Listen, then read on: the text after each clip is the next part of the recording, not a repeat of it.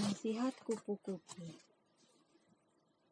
Dia mendapatkan PR dari gurunya untuk membuat prakarya dari kertas. Sejak kemarin ia mencoba membuat rangkaian bunga seperti yang pernah diajarkan, tapi selalu tidak puas dengan hasil yang dibuatnya. Dia kesal dan mengucek bunga-bunga kertasnya menjadi bulatan. Lalu melemparnya mengenai tanaman dalam pot di depan rumah. Ia terkejut melihat kepompong yang menempel di daun tanaman itu ikut terjatuh.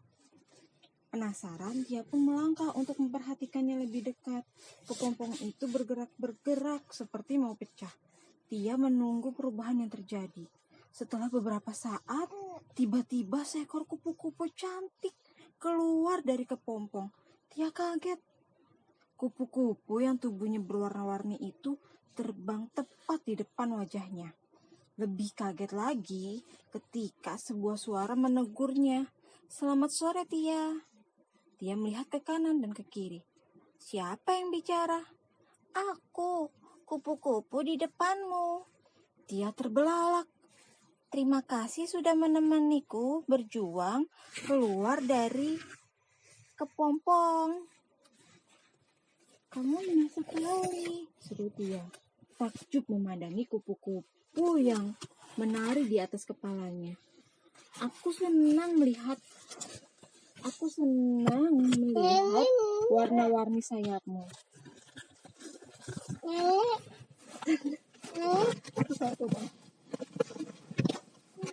Kupu-kupu memamerkan bantangan sayapnya.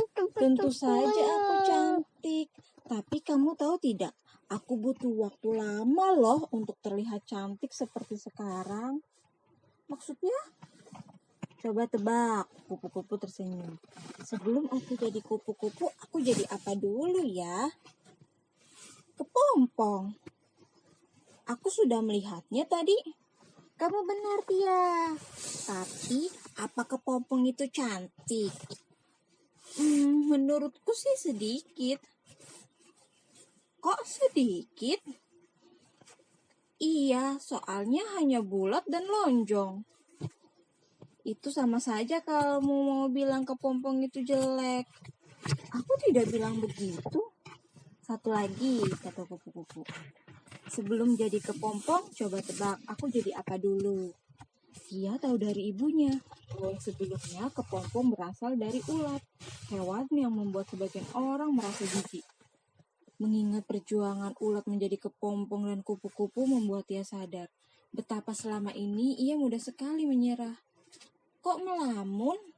tanya kupu-kupu menunggu. "Ah, tidak apa-apa," jawab Tia. "Aku hanya ingat saja betapa aku kurang berusaha dan bersabar." "Kenapa begitu?" Tia kemudian menceritakan kekesalannya setelah berkali-kali gagal membuat prakarya bunga kertas. "Seharusnya kamu bisa lebih bersabar, Tia," pesan kupu-kupu.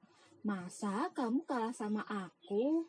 Aku juga tidak mungkin bisa secantik ini kalau aku tidak berusaha dan mudah putus asa." "Setelah melihat perjuanganmu," kata Tia senang, "sekarang aku mengerti. Aku tahu yang harus aku lakukan. Aku akan bersabar dan lebih giat lagi berusaha saat melakukan apapun, termasuk membuat prakarya agar hasilnya bagus." "Aku senang mendengarnya," kata kupu-kupu. Lalu berpamitan ia ingin mencari teman-temannya. "Sampai jumpa kupu-kupu, terima kasih ya."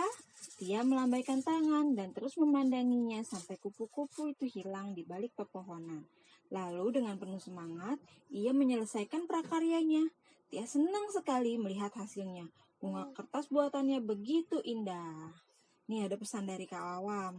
Janganlah mudah menyerah. Untuk mendapatkan hasil yang baik dan memuaskan, membutuhkan proses yang tidak cepat. Contohlah seperti ulat dan kepompong. Ia sabar dan gigih untuk menjadi kupu-kupu yang indah. Hore, dia suka nggak ceritanya? Dea, Bunda tanya Dea bukan Aira. Suka nggak? Geleng-geleng. Ya udah deh. Nah, besok kita cerita lagi ya.